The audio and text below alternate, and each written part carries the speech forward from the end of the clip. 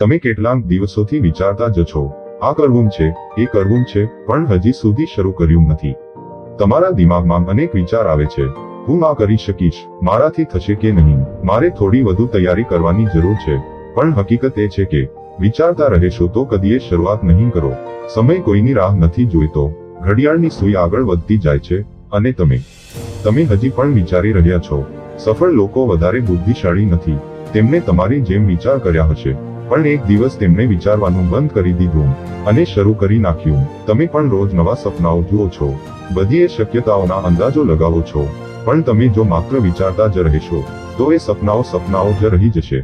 તમારા જીવનમાં સૌથી મોટો શત્રુ કોણ છે?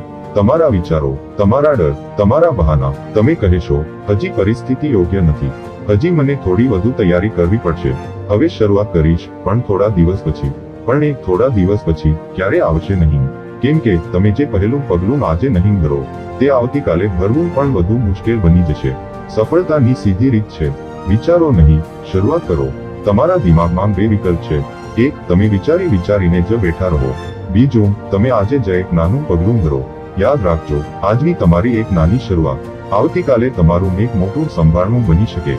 જેમ એક દોડવીર દોડવાની તૈયારી કરે, જેમ એક કલાકાર પોતાની કલાને ન હારે, તેમ તમારે પણ હવે દરેક મિનિટનો ઉપયોગ કરવો પડશે. જો તમારે ખરેખર આગળ વધવું હોય તો તમારે તમારા વિચારોથી ઉપર ઉઠવું પડશે. તમારા ડર સામે લડવું પડશે.